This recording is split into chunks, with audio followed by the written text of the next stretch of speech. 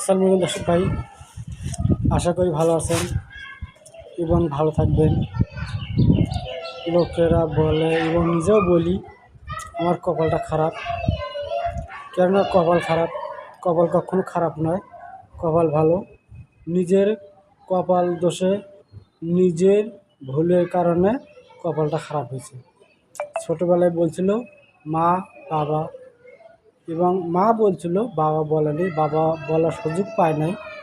সেই ছোটোবেলায় বাবা মারা গিয়েছে, যে বাবা ভালো মতো পড়াশোনা কর, ভালো মতো একটা চাকরি বাকরি করতে পারবি।